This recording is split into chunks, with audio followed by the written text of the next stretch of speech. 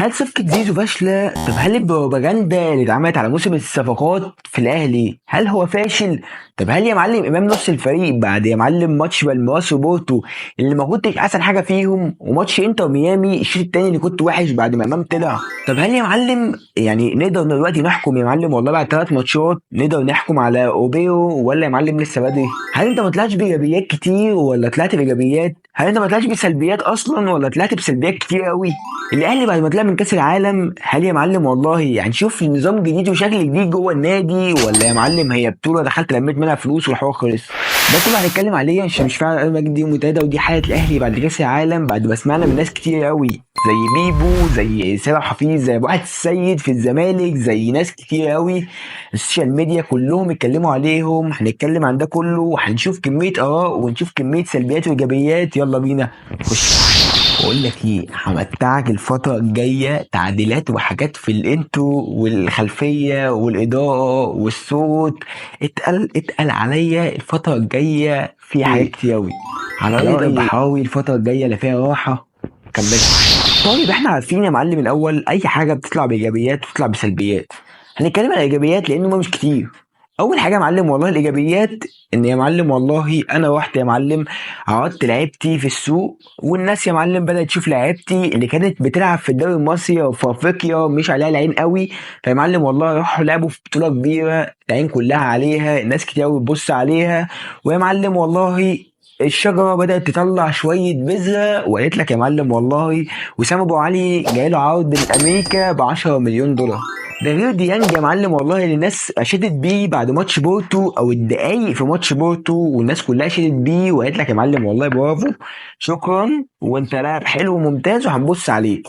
في لعيبه كتير قوي ممكن تتبص عليهم زي يا معلم بن رمضان اللي يا معلم والله لمع نفسه في 3 ماتشات ولمع نفسه حلو قوي، وممكن عادي نشوفه بعد سيزون جاي له عرض، وخصوصا ان هو لسه لاعب صغير. فانت يا معلم والله خدت بعضك ورحت البطوله سوقت لعيبتك وخليت العالم كله يبص عليهم ويتفرج عليهم، فيهم لعيبه حلوه ولعيبه وحشه، فيهم لعيبه هيجي لهم عقود اكيد وفيهم لعيبه هم مش هيشموها، ودي في السلبيات.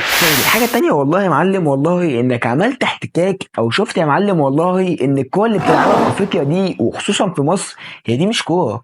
هو انت متاخر قوي يا معلم عن اي حد بيلعب كوره في العالم.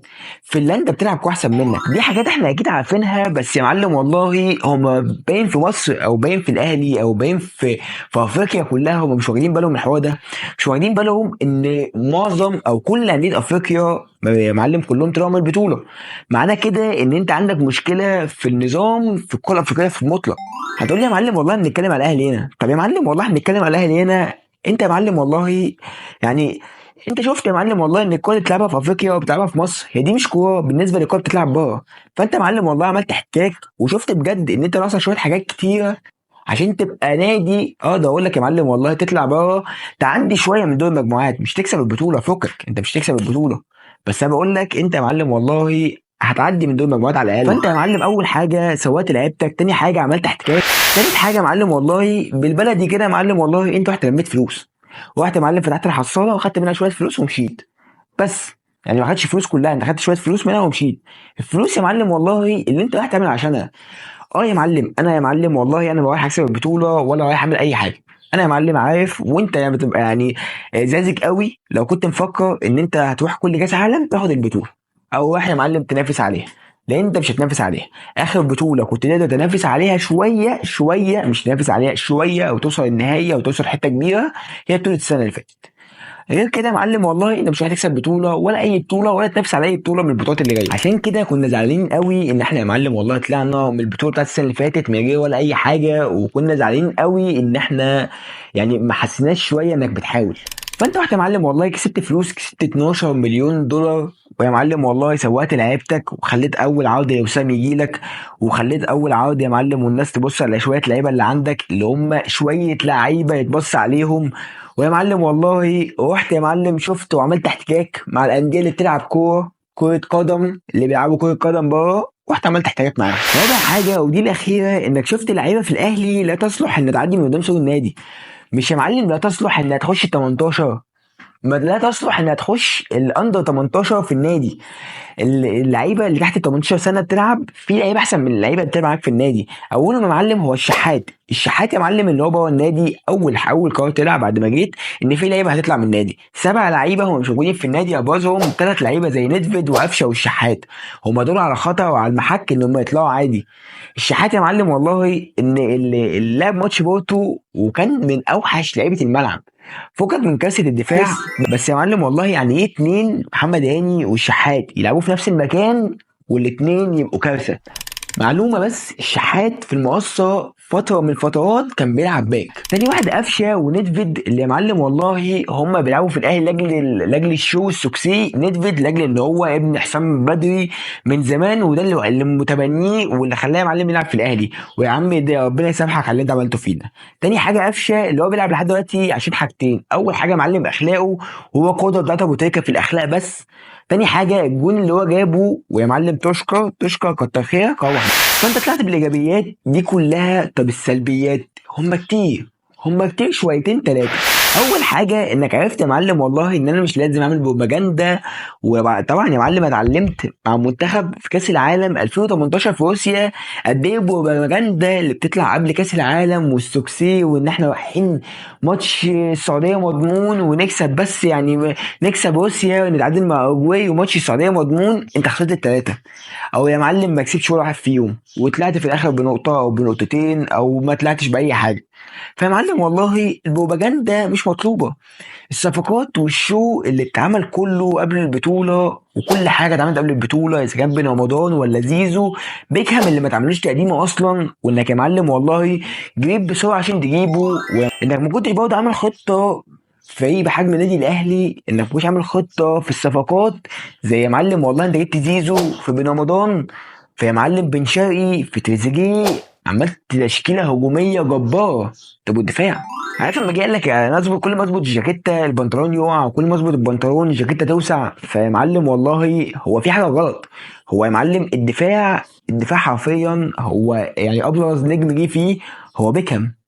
مشيت ربيعه ما عوضتوش، بقى عندك يا معلم ياسر اللي يا معلم ماشي هو في الحاله الدفاعيه حلو، بس يا معلم انا عايز لعيب بكواليتي عالي. طب عندي داري اللي هو واحد يعني اكتشفنا ما بدا يلعب كوره ان هو واحد من اسوأ اللعيبه جت في الاهلي في الدفاع بعد سليف كولوبالي طبعا.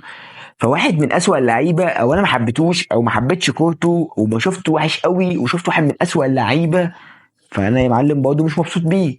بيكهام اللي يا معلم والله ده ابرز صفقه جت في الدفاع. على الجنب هنا يا حيدته الله اللي انا من اول يوم مش مقتنع بيه ومش شايفه يا معلم. ولو رجعت في الاهلي اللي فات كله هقول لك يا معلم يا حيدته الله انا مش مقتنع بيه، والناس اللي اتكلمت معايا اعرفهم شخصيا قلت لهم انا مش مقتنع بيه برضه.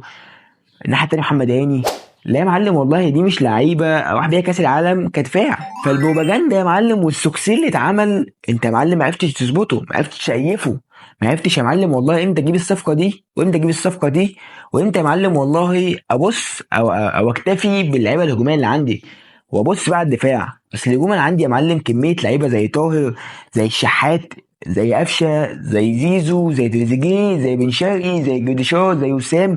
8 لعيبه هجوميه بيلعبوا في 3 مراكز.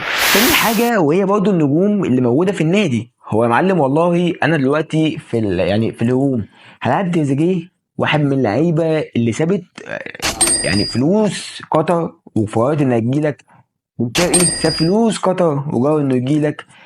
يا معلم والله زيزو ساب يا معلم والله فلوس السعوديه وقرر انه يجيلك. ده كلهم مش عشان سواد عيونك، عشان يلعبوا كاس عالم للانديه. طب يا معلم والله اتكلمنا على الايجابيات واتكلمنا على السلبيات. السلبيات اللي ما كانتش كتيره كانت قليله شويه، هما سلبيتين 3. والسلبيه الاداره انا هتكلم عنها في حلقه لوحدها. في حلقه كده عنب معموله للاداره، انا مستني بس والله الموسم يعني اللي هيبدا ده يخلص ونشوف هيخلص بايه. وعندي شويه كلام على الاداره محترم. فالسلبيات راحت والايجابيات راحت. فتعالى يا معلم والله بكل بساطه بقى يعني تعالى بقى نلم الدنيا دي كلها. ايه يا معلم اللي هيحصل الفتره الجايه؟ طب سؤال هنا، انا يا معلم والله البطولات دي كلها ما اعرفش اطلع شويه لعيبه صغيره اطلع اعتمد عليهم شويه في الحاله الدفاعيه؟ اصل اكيد يا جدعان انا عندي عبد المنعم جديد، اكيد في قاعده الناشئين بتاعت الاهلي عندي عبد المنعم جديد. عبد المنعم ده كان موجود في قاعده الناشئين الاهلي وراح فيوتشر وربنا كرمه، وبعد كده رجعنا الاهلي بعد ما كيروش اكتشفه وطلعوا له المنتخب. فاكيد يا معلم والله انا عندي عبد المنعم جديد. اكيد برضه يا معلم والله انا عندي لعيبه في الدوري المصري دفاعيا حلوه اقدر اجيبهم.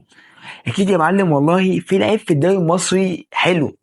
ما هو ما تقنعنيش ان الدوري المصري فيه كميه فرق ما فيهمش واحد اقدر واحد يجيبه اعتمد عليه في الدفاع. فانا مش محتاج الصفقات الجايه تبقى صفقات هجوميه ولا صفقه بوم، لان انا عملت كل الصفقات البوم زي زيزو وامام. دول الصفقات البوم يا معلم والله وانا عملتهم ومكتفي بيهم جدا ومش عايز حاجه في الفتره الجايه خالص. عايز بس حاجتين: صفقه دفاع وان انا ما بقاش نجومي، او يا معلم لو هبيع نجومي فاعتمد او يعني يبقى عندي بلان اللي انا يا معلم اعوض النجم اللي انا طلعته ده بيه. زي يا معلم والله دلوقتي هو جاي عرض لوسام من امريكا. طب يا معلم والله هل لما وسام يمشي انا هعرف اعوضه؟ فيا معلم والله انا طالب حاجتين: اول حاجه ما بقاش نادي استثماري وبطلع يعني النجوم اللي بعملها بقوم جاي مطلعها وبايعها، لو بفلوس كتير بس اكيد انا هحتاجهم، اكيد اللعيبه دي هتفرق معايا وخلصت لي ماتشات. وسام اللي لوحده او مش لوحده قوي بس هو بنسبه 80% هو سبب من بطوله افريقيا اللي فاتت. وقصدي على اللي فاتت هنا هي البطوله اللي انا خدتها، انا محيت ماتش سان داونز من حياتي.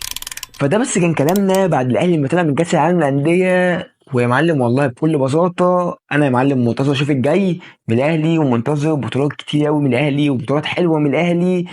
عشان نمشي بقى على المجد دي منتهى، ودي حلقه الاهلي بعد كاس العالم للانديه. سلام.